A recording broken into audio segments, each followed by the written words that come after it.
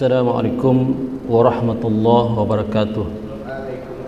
Alhamdulillah nahmaduhu wa nasta'inuhu wa nastaghfiruh wa na'udzu billahi min sururi anfusina wa min sayyiati a'malina may yahdihillahu fala mudilla lahu wa may yudlilhu fala hadiya lahu. Asyhadu an la ilaha illallah wahdahu la syarika lahu wa asyhadu anna Muhammadan abduhu wa rasuluh. Allahumma salli wa sallim ala sayyidina wa nabiyyina Muhammad wa ala alihi wa sahbihi ajma'in. Rabbi syrah li sadri wa yassir li amri wahlul 'uqdatam min lisani yafqahu qawli. Subhanaka la ilma lana illa ma 'allamtana innaka antal alimul hakim. La haula wa la quwwata illa billahil aliyyil azim. La haula wa la quwwata illa billahil aliyyil azim. Amma ba'd. Syukur kita kepada Allah Subhanahu wa taala kerana dengan rahmatnya, dengan limpah dan kurnianya, maka pada malam ini seperti biasa kita sambung lagi pengajian kita tentang, yaitu berkaitan dengan rukun iman yang 6. Sedia maklum rukun iman itu ada 6, ya. Di antaranya yang kelima adalah percaya kepada hari kiamat.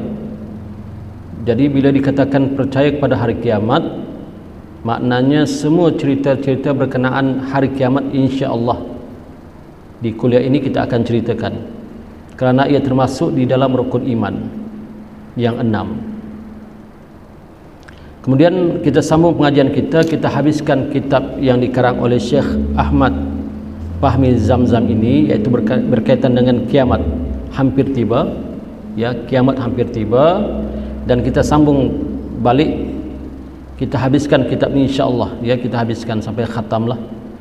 Jadi malam ini sambung balik, iaitu minggu lepas kita telah bercerita, minggu lepas untuk pengetahuan tuan-tuan yang tidak hadir minggu lepas, iaitu kita telah bercerita tentang hadis yang panjang berkenaan dengan tempat tinggal Dajjal. Ya, kita telah cerita tentang berkenaan tempat tinggal Dajjal. Kali ini kita bincangkan pula di manakah ia akan mula muncul. Ya, di manakah Dajjal ini mula muncul. Jadi para ulama telah sepakat mengatakan bahawa Dajjal ini akan muncul dari arah timur. Ya, dari arah timur, seperti mana bersesuaian dengan hadis Nabi Muhammad sallallahu alaihi wasallam yang kita bacakan minggu lepas. Dan ada ulama mengatakan timur yang dimaksudkan itu adalah Khurasan,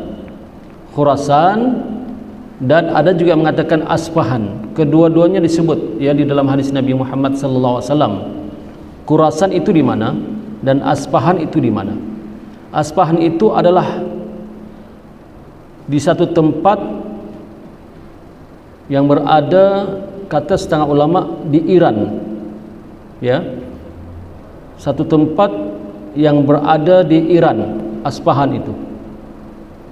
Dan Khurasan itu adalah satu tempat yang berada antara Irak dan Syria, termasuk juga Iran.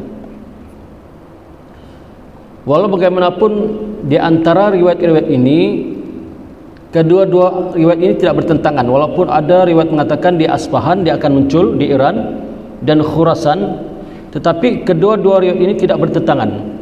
Kerana kata ulama, pada mulanya ia keluar di Khurasan, kemudian ia lalu mendapat sokongan daripada tentera Yahudi di Asfahan. Tentera Yahudi itu sebanyak jumlahnya 70.000 orang di Asfahan. Asfahan itu di mana? Di Iran. Kemudian cabarannya terhadap kaum muslimin bermula ketika ia berada di antara Irak dan Syria.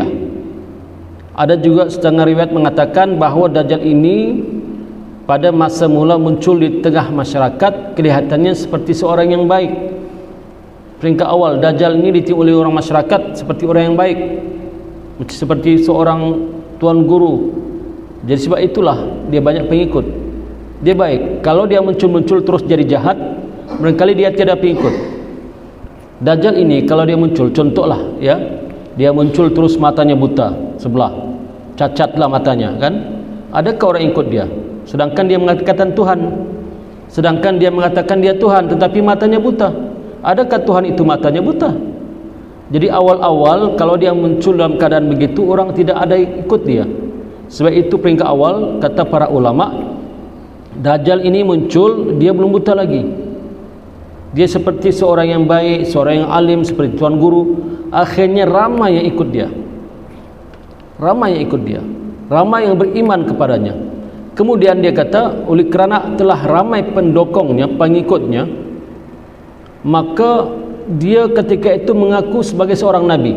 Belum Tuhan lagi nih, ramai sudah pengikutnya ya, di kalangan laki-laki dan perempuan ramai. Maka dia tengoknya pengaruhnya banyak, pendukungnya banyak, pengikutnya banyak. Ketika itu dia pun mengaku utusan Tuhan, nabi. Nah, peringkat-peringkat ni Dajjal ni. Maka kemudian ketika itu bila dia mengaku nabi, ada juga manusia ketika itu yang masih beriman pada Allah dan Rasul, berilmu. Bila disebut nabi, ditinggalkannya Dajjal ini, peringkat awal.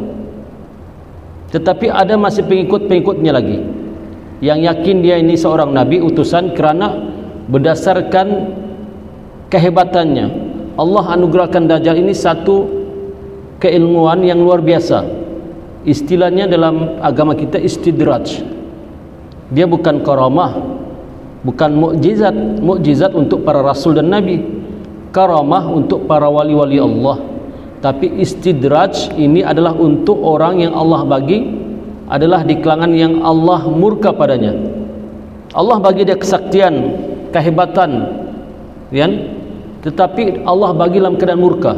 Sebab hakikatnya segala kehebatan di dunia ini hakikatnya datang daripada Allah juga. Untuk mudah faham, kita tafsirkan begini ataupun kita huraikan begini. Contohlah, seorang anak meminta makanan kepada ibunya, sedangkan ibunya ketika itu tengah masak. Anaknya lapar, mak, lapar mak, mau makan mak, mak, lapar mak, cepat mak, mau makan mak. Kata emaknya, sabar nak, makanan tengah dimasak nak. Tak mau mak, lapar mak, sabar. Tak mau mak, lapar mak. Makin begitu mamaknya marah, diambilnya makan, nah makan. Begitu contohnya, faham tak? Itu pemberian ikhlas kata ikhlas. Pemberian ibu kepada anak ikhlas kata ikhlas. Pemberian ibu kepada anak dalam keadaan marah, tak reda pun anaknya begitu. Nah, ambil makan. Bagi juga makanan, tapi dalam keadaan ibunya marah. Bukan dalam keadaan kasih sayang, ambil yang makannya sayang, tidak. Itu maksud istidraj. Allah bagi anugerah kepada Dajjal ini kehebatan yang luar biasa. Boleh menghidupkan orang yang mati. Boleh, orang mati boleh hidup balik. Macam-macam kesaktiannya luar biasa. Dia boleh membawa syurga dan neraka pada penampakan orang yang ketika itu dia nampak syurga di kanan dan neraka di kiri. Orang nampak, padahal itu pemberian Allah dalam keadaan istidraj. Allah murka padanya supaya nanti senanglah di akhirat nanti besok Allah campakkan dia ke dalam api neraka. Faham ya? Arti istidraj, pemberian Allah dalam keadaan Allah murka. Kemudian ketika ramai pengikutnya bertambah ramai, maka ketika itulah dia mengaku sebagai Tuhan. Barulah dia mengaku Tuhan. Ramai pengikutnya, berjuta-juta orang sudah. Baru dia kata, ana rabbukumul a'la, akulah Tuhan kamu yang paling tinggi. Maka ketika itu barulah Allah butakan matanya. Sebelah kanan matanya buta, sebelah kiri tidak, tetapi tertonjol keluar. Biji mata itu tertonjol keluar seperti biji anggur. Cantikkah Hudo? Hudo, kalau orang yang berakal, ini ke Tuhan, mata buta.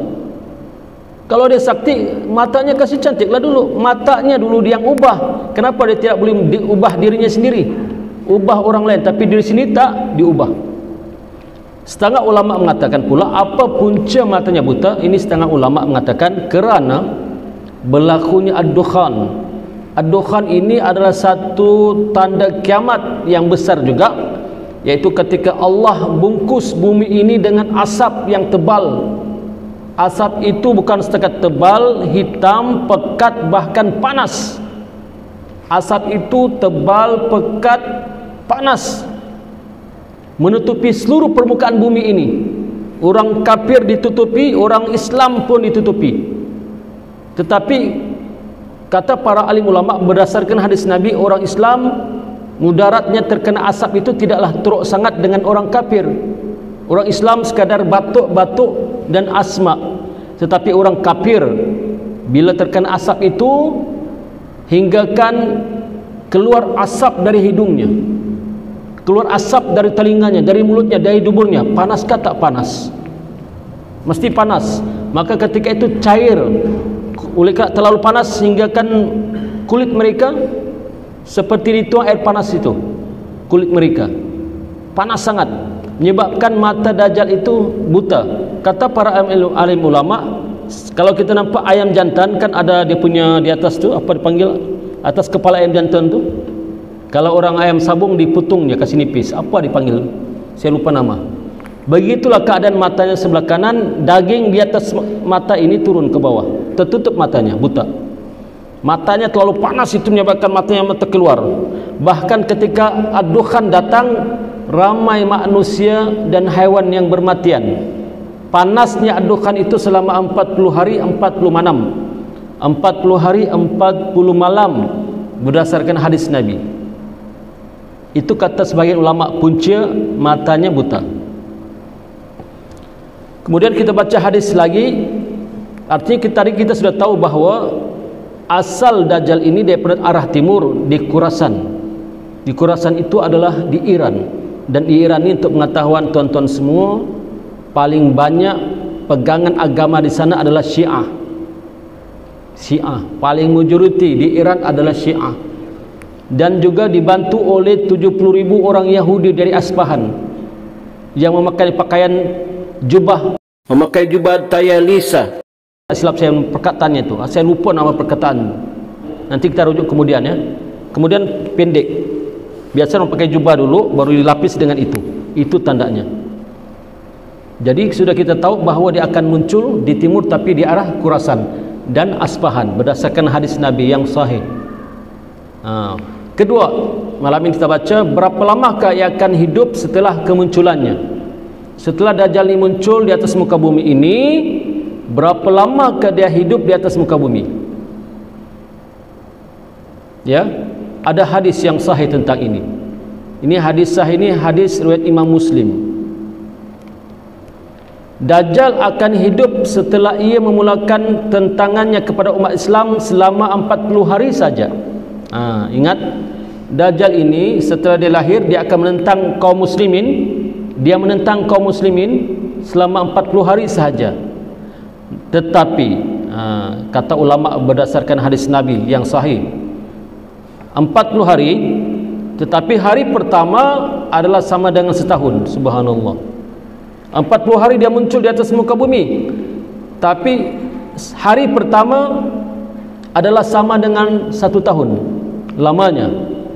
Nah, 40 hari, tapi hari pertama sama dengan 1 tahun. Bukan seolah-olah, memang 1 tahun hari pertama. Dan hari kedua sama dengan sebulan. Dan hari ketiga sama dengan 1 minggu. Dan hari-harinya yang baki lagi sama seperti hari-hari biasa. Jadi keseluruhan masa Dajjal membuat fitnah dan kerosakan di atas muka bumi ini ialah 14 bulan dan 14 hari. Bukan 40 hari. 14 bulan 14 hari. 14 bulan ini berapa tahun? 1 tahun sama dengan 12 bulan. Campur 4, campur 2. Artinya 1 tahun 2 bulan 14 hari. Hadis sahih riwayat Imam Muslim. Ini bukan hadis palsu, bukan hadis dhaif ya. Hadis sahih. Kita baca hadisnya. Qulna ya Rasulullah, wa ma labasuhu fil ard? Qala 40 yawman. Yawman kasanatin, yawmun kasyahrin, wa yawmun kajum'atin, wa sairu ayyamin ka ayyamikum. Qulna ya Rasulullah, Fadzalikal yaumul ladzi kasanatin atakfina fi salatin yaum qala la uqduru lahu qadrah. Rawahu Muslim. Maksudnya ini sahabat bertanya nih. Sahabat bertanya pada Rasulullah. Kata sahabat, wahai Rasulullah, berapa lama ke ia akan tinggal di muka bumi ini? Para sahabat ni bila dia tidak berapa paham ketika Rasulullah menceritakan tentang akhir zaman, maka sahabat-sahabat bertanya. Penting sahabat bertanya, tuan-tuan. Kenapa penting? Untuk kita umat akhir zaman. Andai kata sahabat tak bertanya, Nabi cerita-cerita, sahabat tak bertanya, tak fahamlah kita. Alhamdulillah sahabat bertanya. Kata sahabat, wahai Rasulullah, berapa lamakah ia akan tinggal di atas muka bumi ini? Maka Nabi menjawab, ia akan tinggal selama 40 hari. Hari yang pertama seperti setahun, dan hari berikutnya seperti sebulan, dan hari yang ketiga seperti seminggu. Kemudian hari-hari yang masih tinggal lagi, yaitu 37 hari, adalah sama seperti hari-hari kamu biasa. Subhanallah, ya. Hari pertama seperti setahun. Menderita umat Islam ketika Dajjal muncul ini, kerana ada hadis lain yang mengatakan di antara dekatnya Dajjal muncul ini akan berlaku kemarau yang panjang. Dekatnya kemunculan Dajjal akan berlaku kemarau yang sangat panjang, bertahun-tahun. Bayangkan tuan-tuan, tidak ada air, tidak ada hujan turun bertahun-tahun lamanya. Setengah riwayat mengatakan 3 tahun. Tahun pertama ada sedikit hujan, tahun kedua sedikit, tahun ketiga langsung tak hujan. 3 tahun. Bayangkan, mampukah kita bertahan? Setahun saja pun sungai-sungai akan mengering kalau tidak ada hujan. Tasik-tasik akan mula mengering, pergi-pergi akan mengering. Sedangkan kita sekarang ni air kita sumbernya daripada mana? Daripada sungai. Kalau sungai kering, apa kita minum? Itu 1 tahun. Kalau 2 tahun, 3 tahun. Sebab itu kata ulama, ketika sebelum Dajjal lahir, kemarau panjang itu akan berlaku banyak pembunuhan kerana manusia berebut dengan air, berebut mencari air. Bukan setakat air tidak ada, roti ataupun makanan pun tidak ada. Sebab kenapa makanan tidak ada? Bayangkan, kita huraikan lagi. Kenapa makanan tidak ada ketika kemarau? Kerana orang yang tanam padi mengharapkan hujan. Hujan tidak turun, apa jadi pada padi? Akan mengering. Di sebelah Asia ini makan beras, makan nasi, ya. Di sebelah Eropah sana makan gandum. Sama juga kalau tidak ada hujan, gandum boleh tumbuhkah? Tidak boleh tumbuh. Jadi kalau gandum tidak boleh tumbuh, apakah manusia makan ketika itu? Tidak ada makanan, tuan-tuan. Kemarau panjang ini saat hampir dia akan muncul berdasarkan hadis sahih. Alhamdulillah sekarang hujan lebat, musim tengkujuh, bahkan banjir, bahkan sampai rosak jalan, tanah runtuh, terputus jalan, hujan kuat. Mungkin hati kita berkata, alhamdulillah Ustaz, masih lama lagi banjir bari Sabah ni, Semenanjung pun banjir, tanah runtuh lagi. Mudah-mudahan kita pun tidak mau mengharap di kedatangannya awal, ya. Tetapi ingat, ia pasti berlaku dan akan berlaku kerana ini disebut dalam hadis. Dan kedatangan Dajjal ini adalah sahih, bahkan hadisnya taraf mutawatir maknawi, kerana memang dia hadir. Tanda-tanda kiamat, di antara tanda kiamat yang 10 itu. Kemudian kita bacakan maksud hadis tadi. Kata Nabi tadi yang kita sebut bahawa Dajjal muncul selama 40 hari. Hari pertama sama dengan setahun, ya. Maka maksud hadis ini ialah hari pertama sama dengan setahun, kemudian hari yang berikutnya sama dengan sebulan, dan hari ketiga sama seminggu. Kemudian hari-hari yang masih tinggal lagi, yaitu 37 hari, adalah sama seperti hari-hari kamu biasa. Lalu sahabat bertanya lagi. Sahabat bertanya lagi nih. Sahabat ni alhamdulillah lah, kalau dia tidak bertanya mungkin tidak faham. Sahabat Nabi kalau dia tidak faham, dia akan bertanya. Dia kata sahabat, wahai Rasulullah, di hari yang panjang seperti setahun itu, apakah cukup bagi kami hanya sembahyang sehari saja 5 waktu? Kan sehari seperti setahun lamanya. Jadi sahabat bertanya, ya Rasulullah, apakah dalam masa sehari itu cukup kami sembahyang sehari itu 5 waktu sahaja, cukupkah? Maka Nabi sallallahu alaihi wasallam kata apa? Kata Nabi, cukup. Tetapi kamu mesti menghitung hari itu dan menentukan kadar yang bersesuaian bagi setiap sembahyang. Sebab Nabi sudah beritahu sehari ketika Dajjal muncul itu seperti setahun. Bukan maknanya kita sembahyang sehari itu 5 kali saja, tidak, selama setahun 365 hari. Jadi kata Nabi, agak-agaklah kadarnya. Kata ulama pengarang kitab ini dikata, maksud hadis itu ialah kita harus menghitung jam yang berlaku pada hari itu, bukan mengikut matahari lagi. Tidak, kita tidak ikut matahari sudah, sebab sehari Dajjal muncul bersamaan dengan setahun. Kita tidak perlu ikut matahari kata ulama, tetapi ikut jam. Jika misalnya contoh kita sembahyang subuh, ya, kita sembahyang subuh seperti contohlah kita terbangun pukul 1 malam atau pukul 2 malam terbangun, ada jam ni, pukul 2 malam. Jadi kita sembahyang subuh, kita agak-agak lah daripada jam 2 malam sampai subuh berapa jam? Taruhlah 6-7 jam. Maka kita pun berbincang, kita subuh contoh masuk 5 jam 5. Dari jam 2 berapa? 2, 3, 4, 5, 6. 6 jam. 6 jam tu semua pakat azan sembahyang. Begitu juga ketika kita sudah masuk waktu zuhur, kita mau sembahyang asar, di antara zuhur dan asar berapa jam? Contoh asar tu jam 3.30, maka zuhur jam 12.30. Kita hitung lebih kurang 3 jam. Maka ketika itu kita sembahyang. Begini yang dimaksudkan hadis yang dihuraikan oleh ulama. Bukan lagi melihat matahari. Tidak melihat matahari. Begitulah waktu asar lah, waktu maghrib, begitu. Artinya sehari bersamaan dengan setahun itu maknanya bukanlah sehari saja, tidak, tetapi 365 hari. Kata Nabi, Dajjal muncul selama 40 hari. Sehari bersamaan dengan setahun. Setahun itu 365 hari. Sahabat bertanya, ya Rasulullah, mungkin sahabat berpikir sehari itu maksudnya 5 kali sembahyang, cukuplah. Kata Rasulullah, bukan begitu, tetapi hendaklah kita hitung lama kita hidup, sebab ada berlaku siang dan malam. Berlaku siang dan malam. Sehari itu berlaku siang dan malam dalam keadaan yang panjang, yang panjang sangat. Jadi kita hitunglah, kalau subuh begini, kalau zuhur begini, asar begini, tengok jam. Cuma ada ulama mengatakan begini, ini ulama lain pula mengatakan, maksud ini mengatakan bahawa di zaman itu sudah tidak ada teknologi lagi.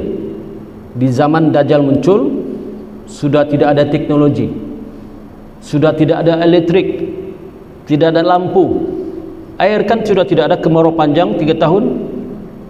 Jadi orang yang menggunakan hidroelektrik untuk cas elektrik tidak ada, lampu pun tidak ada, bahkan semua kelengkapan-kelengkapan seperti handphone tidak ada, satelit pun tidak ada. Kenapa? Kata ulama, disebabkan andai kata terjadi seperti hadis Nabi mengatakan, hadis yang lain, bahawa tanda kiamat yang pertama adalah turunnya ad-dukhan.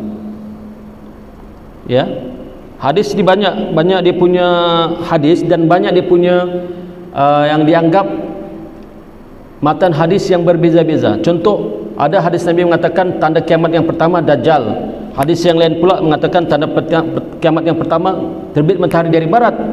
Hadis yang lain lagi Nabi bersabda tanda kiamat yang pertama adalah turunnya ad-dukhan. Jadi ulama menyusun, ulama menyusun turutan itu, yang mana yang pertama, yang mana kedua, yang mana ketiga, yang mana keempat, dan mana ke-10. Ada ulama mengatakan yang pertama adalah seperti mana hadis yang pertama tu adalah ad-dukhan. Jadi ad-dukhan ini seperti mana kita sebut tadi, adalah asap yang berkepul-kepul, hitam pekat, tapi panas. Bukan setakat kita nampak exhaust kereta hitam begitu, tidak, tapi panas. Akibat dia kata hentaman meteor ataupun tahi bintang ke bumi. Hentaman yang kuat menyebabkan berlakunya satu asap yang berkepul-kepul memenuhi seluruh permukaan bumi ini selama 40 hari 40 malam. Jadi ketika itu dia kata akan melahirkan satu getaran magnetik, tarikan magnet di antara besi dengan besi melekat. Jadi semua produk yang dibuat daripada besi akan berlekat, akan melekat. Contoh apa? Kenderaan. Kenderaan dibuat daripada apa? Enjinnya besi melekat, tidak hidup kenderaan. Kapal terbang besi pun banyak, tidak hidup. Kilang-kilang yang dibuat daripada besi tidak hidup. Satelit di atas tu mengharapkan pencaharian dari bumi, tidak hidup juga. Jadi kalau satelit tidak ada, himpun pun tidak ada. Sebab kenapa ulama berkatakan begini? Berdasarkan hadis Nabi juga. Ulama menghuraikan, kata Nabi dalam hadis yang lain, sesungguhnya nanti kamu akan berperang melawan tentara kafir seperti mana di zaman Nabi berperang, iaitu menggunakan Nabi perang menggunakan apa? Panah, kendaraannya kuda dan pedang. Zaman Nabi ada tak senapang? Tidak ada. Kata Nabi, kamu akan berperang di zaman ketika kemunculan Dajjal seperti mana kami berperang, iaitu menggunakan pedang, panah, tombak dan kendaraannya kuda. Jadi bermakna ketika itu sudah tidak ada teknologi. Sebab itulah dia katakan tidak perlu melihat matahari. Kalau 40 hari 40 malam ad-dukhan menutup langit, macam mana melihat matahari? Boleh tak lihat matahari? Gelap gelita dunia ini. Bahkan dalam hadis yang lain mengatakan penglihatan, jarak penglihatan ketika itu, jarak penglihatan tangan kita sendiri pun kita tidak nampak. Tangan jari-jari ini tidak nampak. Subhanallah. Jari kita pun tidak nampak, terlalu pekat ketika itu. Pekat sangat, gelap sangat, panas lagi. Orang-orang beriman, beramal soleh, alhamdulillah, kata para alim ulama berdasarkan hadis, mereka cukup terkena penyakit asma dan batuk-batuk. Tapi orang kafir dan orang Islam yang derhaka, mereka akan melecur kulit mereka, keluar asap dari mulut, dari hidung, dari telinga, dari dubur, kerana panasnya ad-dukhan. Panas tuan-tuan, ad-dukhan ini tanda kiamat yang pertama. Panas. Jadi ketika itu semua logam-logam ini berlekatan. Selesai 40 hari, manusia sudah hilang daripada ad-dukhan dan asap itu pun sudah mula surut, hilang. Berkeluaranlah manusia melihat banyak bangkai-bangkai di jalanan, bercampur bangkai manusia dengan bangkai haiwan, bercampuran, mati kepanasan. Sedikit sangat yang selamat ketika itu. Subhanallah, ya, pasti ini akan berlaku. Sebab itu ada ulama yang bimbang bila NASA Amerika Serikat mengkaji ada tahi bintang bumi ini melalui satu arus ataupun sungai meteor, sungai tahi bintang yang banyak bumi ini melalui satu arus sungai meteor yang banyak. Andai kata satu tahi bintang yang besar itu melanggar bumi, subhanallah, habis. Berlaku dulu tahun 2013, tak silap saya, bulan Februari, di Rusia jatuh tahi bintang tidak sampai 1 kilogram, tidak sampai 1 kilogram, artinya kecil lah, sampai ke Rusia, melalui negara Rusia itu, melintasi bandar Rusia, berpecahan cermin-cermin bangunan, kemudian tahi bintang itu ataupun meteor itu jatuh ke danau di Rusia, kering danau, kering sama sekali. Danau ini macam tasik yang besar, kering, padahal tidak sampai 1 kilo. Bayangkan kalau sebesar masjid ini yang jatuh ke bumi, bayangkan kalau sebesar bulan, subhanallah, ya. Jadi bila dia meledak bumi, maka akan berlaku satu hantaman yang kuat menyebabkan timbulnya asap yang amat panas. Ini ulama mutaakhirin yang menghuraikan hadis ini, ad-dukhan. Jadi yang kita bincang sekarang ini adalah tentang Dajjal.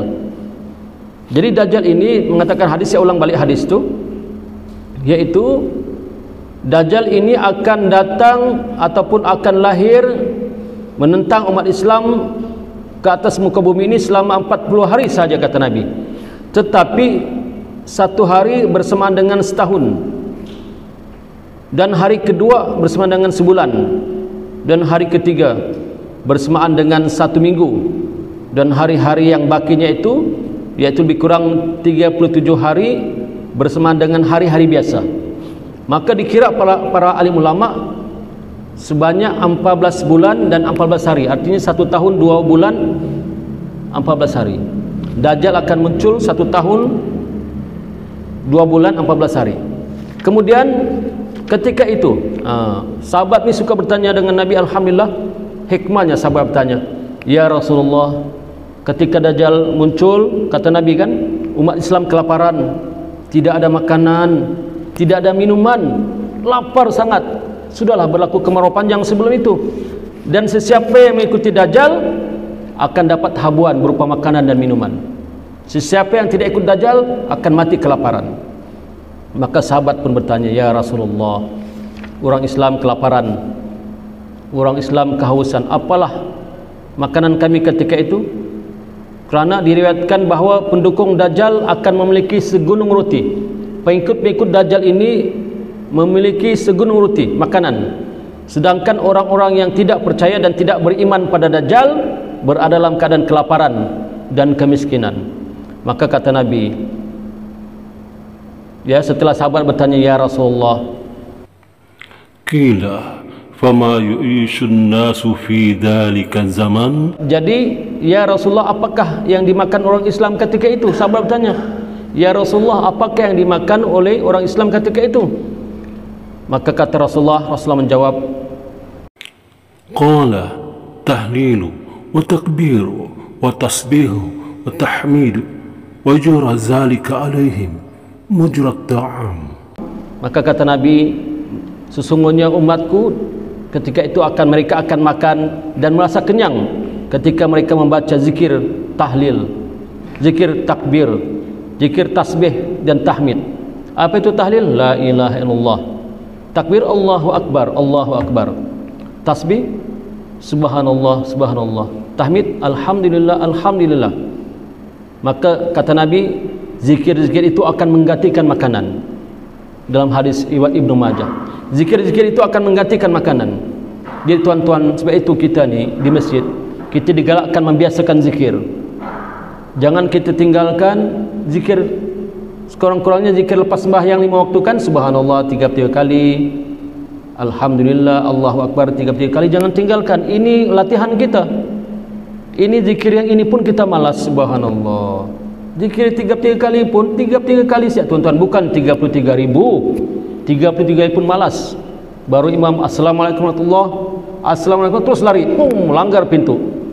Kanak-kanaknya adik-adik kita lah, bukan abang-abang, adik-adik. Beri salam imam, aku heran banyak kali tanya, kenapa? Mungkin mereka ingat sembahyang itu cuma selepas beri salam, itulah sembahyang, betul lah. Tetapi kita perlu lagi kepada wirid-wirid, zikir-zikir untuk menambahkan iman, mentebalkan iman. Ibarat contoh untuk mudah paham, kita ada rumah kita besar tapi kosong. Rumah kita tidak ada kursi, tidak ada meja, tidak ada perabot-perabot, TV tidak ada, peti ais tidak ada, dapur pun tiada. Jadi bagaimana kita mencantikkan itu? Kita cantik, kita taruhlah kursi, meja makan dan sebagainya, indah kalau rumah kita kan, dengan cat, langsir dan sebagainya. Begitulah maksudnya sembahyang. Kita sembahyangkan, kita mendirikan sembahyang. Sembahyang itu tiang agama, tapi setakat sembahyang. Kita pun tidak pasti apakah sembahyang kita itu Allah terima atau tidak. Apakah sembahyang kita itu khusyuk atau tidak khusyuk.